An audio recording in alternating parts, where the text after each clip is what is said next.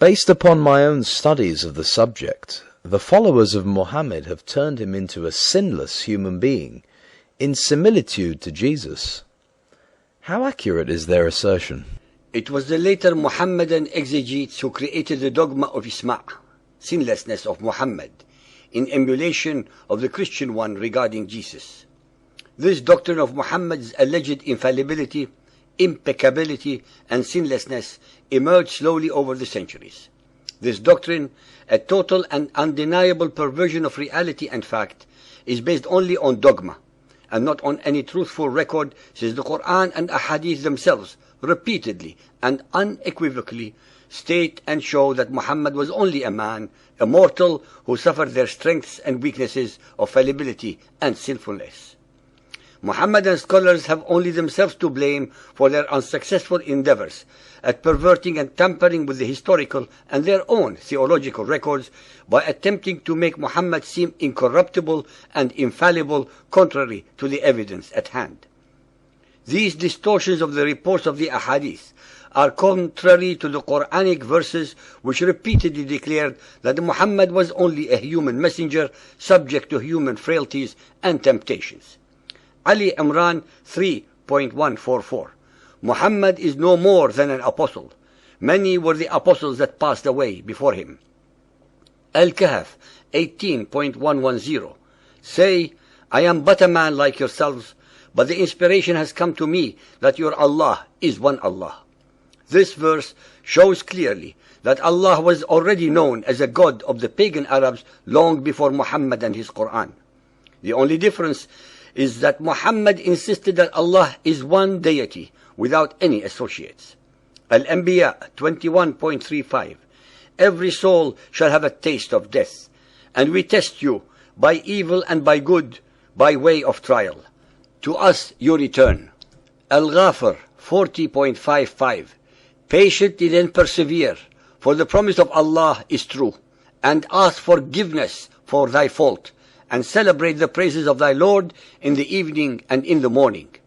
Al-Ahqaf 46.9. Say, I am no bringer of new-fangled doctrine among the apostles, nor do I know what will be done with me or with you.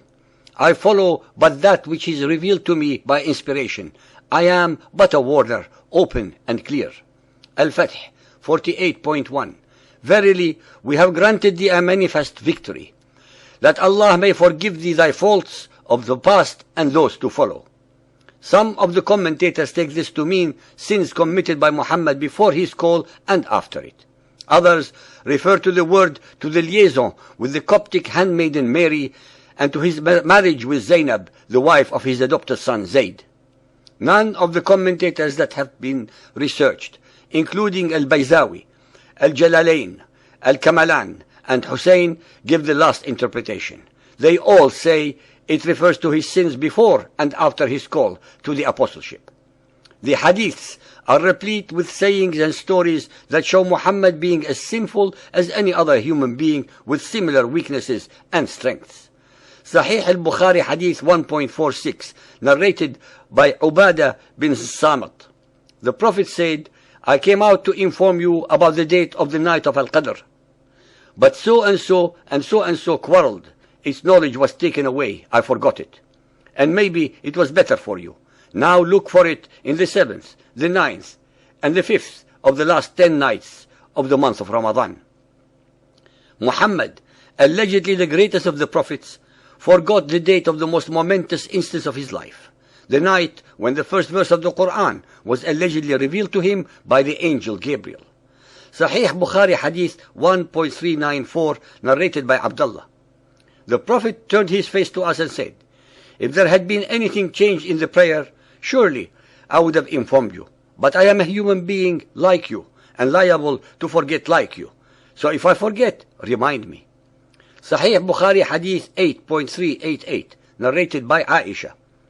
The prophets used to say, O Allah, I seek refuge with you from the affliction of the fire, the punishment of the fire, the affliction of the grave, the punishment of the grave, and the evil of the affliction of poverty, and cleanse my heart from all sins. Sahih Muslim Hadith 328, narrated by Abu Hurairah.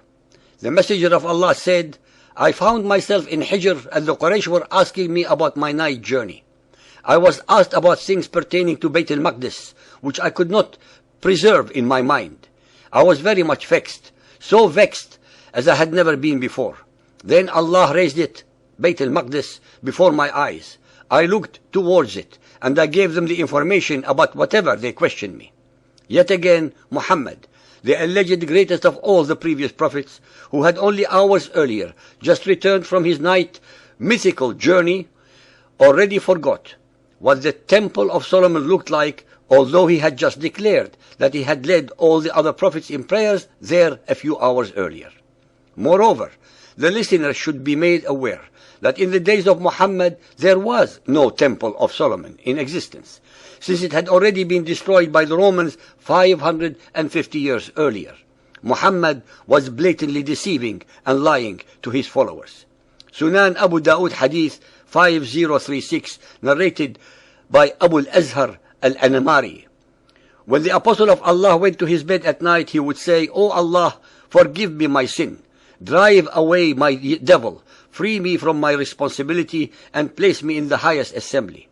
Sunan Abu Dawood Hadith 5043, narrated by Aisha al-Mu'mineen. When the Apostle of Allah awoke at night, he said, There is no God but thou, glory be to thee. O Allah, I ask thy pardon for my sin, and I ask thee for thy mercy. Al-Tabari 6.75, Messenger, how did you first know with absolute certainty that you were a prophet? He replied, 2 angels came to me while I was somewhere in Mecca. One angel said, Open his breast and take out his heart. He opened my chest and heart, removing the pollution of Satan and a clot of blood, and threw them away. And last but not least are the satanic verses that he uttered, as reported by Ibn Ishaq Sirat Rasulullah, as well as by Al-Waqidi and his Ashab al-Nuzul, Ibn Sa'ad in his Kitab al-Tabaqat al-Kabir, Ibn Jarir al-Tabari in his monumental Islamic history of the world, Bukhari Hadith 6.385, and others. Originally, the Quran followed Al-Najm 53:19. Have you seen Lat and Uzza and another, the third goddess Manat? These are the exalted cranes, Gharaniq, intermediaries, whose intercession is to be hoped for. These verses were later abrogated and edited out and replaced with 53.21. What? For you the male sex and for him the female? Behold, such would be indeed a division most unfair.